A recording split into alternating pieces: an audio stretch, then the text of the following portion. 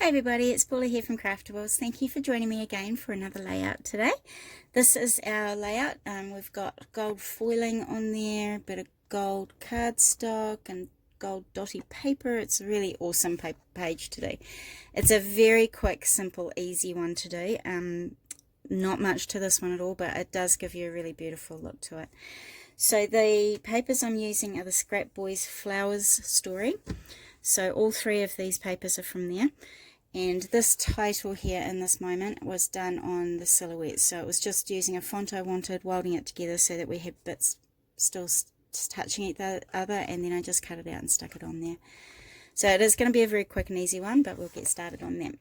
Alright, so to start off with, we have our Scrap Boys paper. Now, I really loved this frame, so I didn't want to cover any of that up, so I actually wanted more than one little photo on there, so I've ended up putting 3 on there, and I have used this little piece in the corner here. So this is going to be our base for our scrapbook, so I haven't cut this down at all to anything. But what I wanted to do is add a bit of gold to it, because it just has that really lovely vintage goldy look to it. So to do that, I've just used a glue stick, and I've just, up in this corner here, so up in a corner there, I've just sort of dotted, not much, just a little bit of glue stick. So the stickier your glue stick is, the better. So I've just done dots of that on there, and I'm just going to bring my really fine gold leaf in there, and I'm just going to stick it over the top. And if you remember, if anyone's used gold leaf before, you know how fragile it is, and how much if you just breathe on it, it tends to disappear into thin air. So just be very careful not to blow it around, which is a bit hard when you're trying to get stuff done in a classroom. So I'm just putting on, I'm not being too careful where it's going, I'm just making sure that I'm covering up the sticky bits. Okay, so I think I've covered all the sticky bits there. So I'm going to do the same thing again, but down in this bottom left hand corner. So again, I'm just going to dot it on, I'm not putting a lot on there. And I'm just going to go back in and just pop some more leafing on there as well. I'm just going to make sure I cover it all with gold leaf, and I'm just going to leave it, once I've got the leafing on there, I'm just going to leave it to dry a little bit, and then I'm going to come back in with my finger and rub the excess of it off. Now if you want to do it a bit gentler than I'm doing it, you can come in with a soft brush, like a soft makeup brush or a soft paintbrush, and you can just brush it off from there. But to be honest, I'm a bit of a lazy crafter, and I just tend to go with whatever's quickest. So I'm going to use my fingers. Alright, so I'm just going to try and get most of the leftover stuff back in there, but I've got a bit of sticky somewhere, so I'm going to cover that up. There it is. So I'm just feeling around for any more bits that are a bit sticky. Yep, I think I've got them on. Okay, so I'm just going to leave that to dry for just a little while, and then I'm going to come back in and I'm just going to rub off the excess back into my pot there. So while we're waiting for that to dry off a wee bit, what I've done is I've cut 2 pieces of paper. So this is from the Scrap Boys Flowers story as well, and I think this is actually a Kaiser Craft Christmas Emerald one. So I've got the gold dotty side, and I've cut that side down to 2.5 by 10 3/4, and then I've just cut a fishtail in both ends like that. So I wanted a bit of gold around this, so I find the easiest way to do it is to cut my paper to the right size and do the fishtail, and then I'm just going to stick it onto my gold piece with a bit of a border around it like that. So I'm just going to take the backing off my tape. I just find doing it that way is a wee bit easier than trying to do measurements and trying to get the fishtail exactly right and stuff, so you can actually do that while it's stuck down to the gold there. Okay, so I'm just going to stick that down. Now I do want a little bit of a border around it, so I'm going to leave a bit of a gold border around there. Now as you can see, I haven't come right to the top of my gold, because I do need to come down on an angle to make sure that I have a bit of a gap there as well. So don't put the fishtail right at the top, so just bring it down a wee bit. So I want to do the same with this piece. So I've cut another piece to measure 1.5 by 9, cut the fishtail in both ends again, and I'm just going to pop that onto another piece of my gold here.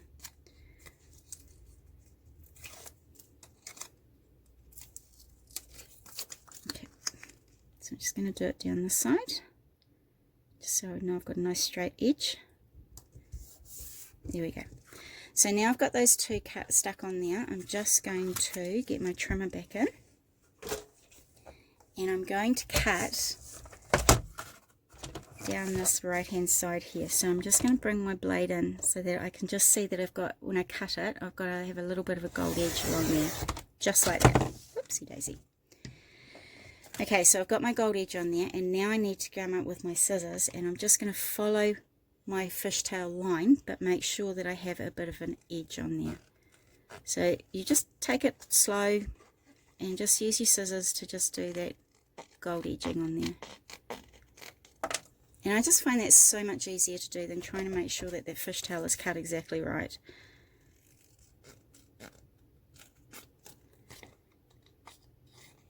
If you like measurements, then I've just done it's about 1/8 of an inch of a border there around the outsides.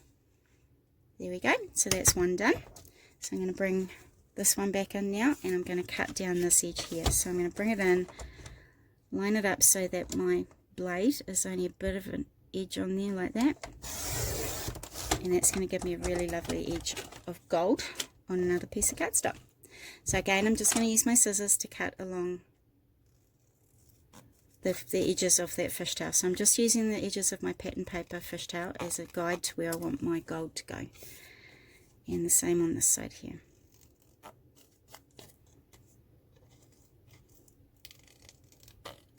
There we go. Beautiful. So now we have that really lovely gold outside on there. So I'll just move all this out of the way. Okay, so we're now going to bring this back in. So while I've been doing that, hopefully this has been enough to dry. So I'm just going to bring this back in. I'm going to do this over top of my container here, just so that most of it hopefully will go back in the container. And I'm just going to really gently rub off all that excess there. So if you get lumps of it, just get in there and just scrape it off. So we actually just want it to look a little bit rustic. We don't want it to be nicely patched and nice squares and circles and stuff. We actually want it to look really sort of rustic just on there. So I'm actually scraping some off with my fingernail, just so that it's not all in one place there. Beautiful, isn't that lovely? And it's a really lovely technique to do. And actually, I have to say a shout out to one of my customers. She did tell me this technique. She had a play and she found out this technique, and it looks amazing. She's done a beautiful album with it, and it just looks incredible. So thank you to her for this idea, and I just loved it so much I thought I'd give it a try as well. So big shout out to you. Alright, so I'm just rubbing it off again. So I've got quite a lot on this one, so I'm just going to scrape some of it off, just so I've got little bits left over there.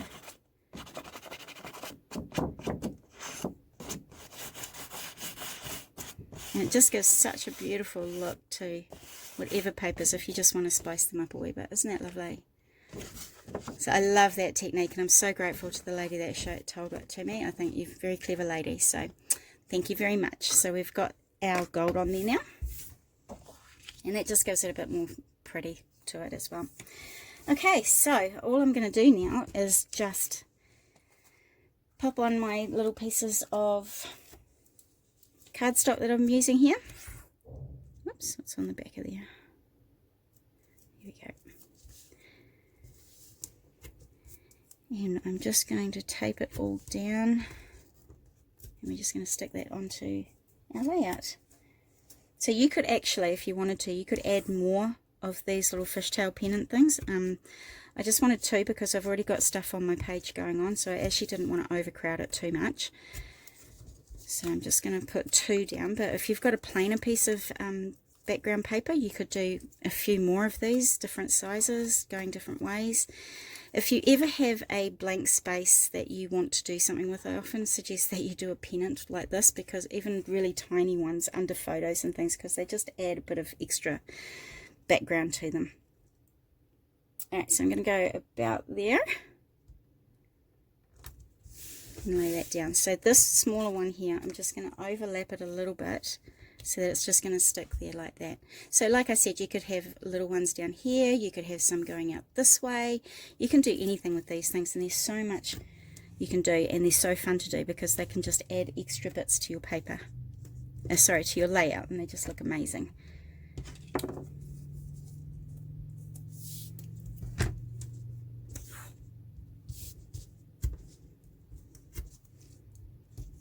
Okay, so let's take the backing off that and lay it down on the layout.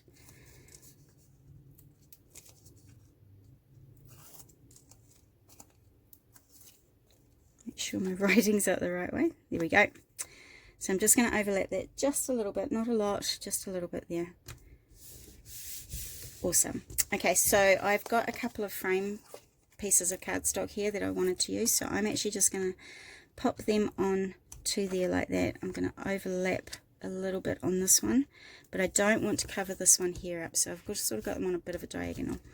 So I'm just going to put some glue on the back of this just because it's a bit quicker for the video, but I normally use tape just so that I can take it on and off if I need to, but just for the sake of the video I'm just going to use the glue for today.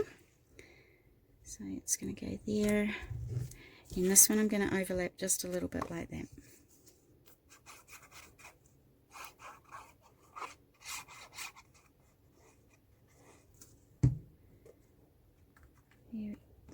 Glue coming out there. Okay, so we're just going to overlap it just a little bit like that. Okay, so those are going to be the photo mats for your photos. Now I think it's a 3x3 photo that fits in there and a 2x4, but let me just double check for you. So I'll bring this one back in. Yep, so these little ones are 3x3, and this little one here is 2.5 by 3.5. So for this one here, you'll need a photo that you can actually cut down a little bit because that's an odd size. So just find a photo that you can cut down to be 2.5 by 3.5. Okay, so those are the 3 photo mats. So once you've got your photos on, you can start decorating it with a few flowers. So I've just got a couple of flowers that I wanted to pop on there as well, which is part of this collection as well. Now, if you don't have your photos and you want to pop them in later, just put a bit of tape or glue just along the very bottom so that you can slip your photo in behind there and you can add it a bit later. So I haven't got a photo right now, so I'm just going to put just a bit down the bottom,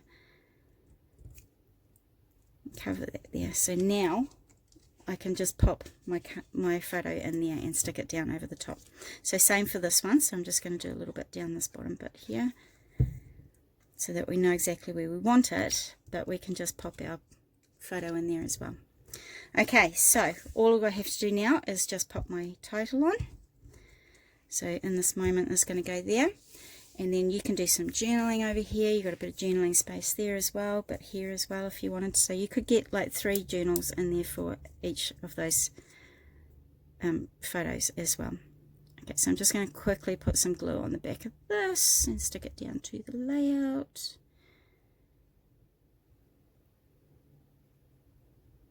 I'm not being very fussy, but you'd take a lot more care with this. I just want to make sure it gets put down before I go. Okay, there we go. So we have a little bit of gold on there. Now, even though I've used this for my daughter's wedding, and isn't she beautiful? This is Kayla, my daughter, and this was her wedding photos. Now, the only reason I used her wedding photos is because this paper has the sunflowers on them, and she has sunflowers in her bouquet. So I just thought this would look beautiful with her photos in. But in saying that, this would be a great layout for any vintage or heritage photos you have. So don't think just because I've got wedding photos in there, you have to use it for a wedding layout. You could use this one beautifully for any heritage photos. Would look amazing on there. So I hope you give it a try, and thank you so much for joining me again today. I love your company, and I hope you join me again next week. Thanks everyone. Bye.